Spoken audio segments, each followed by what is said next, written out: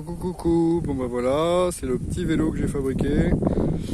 Alors du coup c'est un moteur électrique Bafang qui fait 750 watts.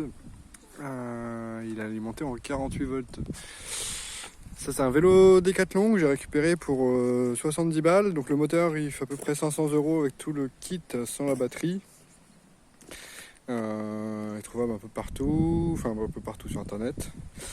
Le VTT c'est un Between Rock Rider de 2019 que j'ai payé 70 € avec un frein à disque à l'arrière que j'ai replacé à l'avant. Il faut que je fasse une purge de liquide de frein, du coup pour l'instant celui-là il fonctionne pas.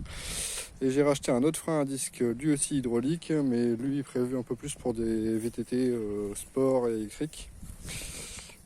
Qui est juste là-bas derrière. Les roues étaient fournies comme ça. Il y a le pneu arrière qui est déjà un peu abîmé, donc il faudrait que je change parce que ça va vite prendre. Et du coup la batterie je l'ai achetée en externe. La batterie elle fait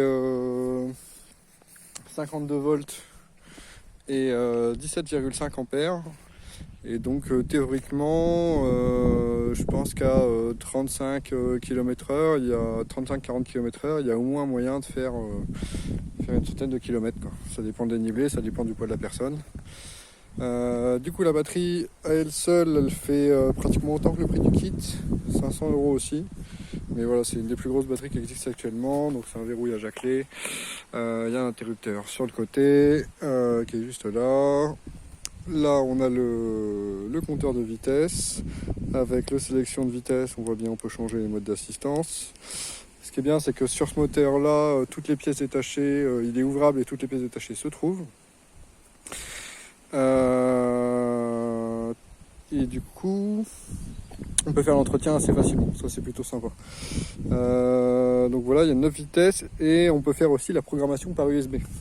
Donc de base il est bridé à 5 vitesses, moi j'en ai mis, du coup j'ai débridé, j'ai mis à 9, les 9 modes d'assistance, et j'ai pu reconfigurer chacun des modes d'assistance pour que ce soit plus progressif. Donc suivant les vitesses on voit pas la même puissance, et j'ai gardé le mode 9 pour en cas de contrôle montrer que je peux pas aller au-delà de 25 km/h. Voilà, donc là on est bon. J'ai mis un petit support de téléphone dont j'ai dû couper le truc pour pouvoir faire des vidéos pour cet après-midi. Et puis voilà, donc il y a des petits capteurs de frein qui se mettent juste en dessous pour les freins à disque hydraulique comme ça, ou alors il y a des versions de freins spéciales quand je ferai, si un jour je suis amené à en faire. Il y a des freins spéciaux qui permettent d'avoir directement les freins électriques. Donc une petite loupiote, mais elle n'est pas super efficace non plus. J'en ai rajouté une à l'arrière, je rajoutais les garde-boue. J'avais un bon sur Cdiscount qui me permettait d'avoir le truc gratos. Donc là c'est cool, elle peut s'allumer, voilà, tac tac tac. J'ai rajouté aussi la petite béquille. Donc ça c'est les capteurs pour donc il y a un aimant qui est positionné ici, ça permet de connaître le couple du vélo en rentrant du coup le diamètre de la roue à l'intérieur de l'afficheur. Et j'ai un autre câble qui va arriver parce que là pour l'instant à chaque fois que je change de vitesse ça a tendance à donner des à-coups. J'ai vu que ça abîmait les plateaux de vitesse à long terme, et donc du coup il y a un capteur spécial qui existe qui vient se placer au niveau du dérailleur.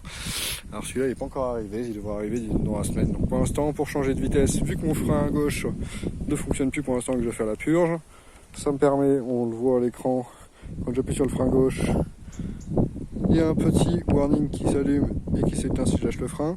Et en fait ça permet de couper le moteur. Du coup ça me permet de couper le moteur avec la poignée gauche, je change la vitesse, je relâche et ça me permet de repartir avec l'assistance. Ça je l'ai piqué à Niglo pour l'instant, je l'ai emprunté, il faut que j'aille en chercher un. Vu qu'il avait laissé son vélo là, j'avais pas de verrou assez bon, donc j'ai pris celui-là en attendant. Bon bah on va aller faire un tour. Ce qu'il faut savoir c'est que du coup c'est une batterie 52 volts pour un moteur 48 volts, mais j'ai refait la programmation afin de limiter le courant. Le contrôleur, le moteur sont prévus à la base pour pouvoir tenir une puissance plus importante que 48 volts. Ils sont faits pour pouvoir tenir jusqu'à 60 volts. C'est parfait parce qu'une batterie de 52 volts totalement chargée, ça fait 59,2 volts. Donc voilà, on est parti. D'abord sans assistance, première assistance. Là, je vais monter tout doucement. C'est les vitesses.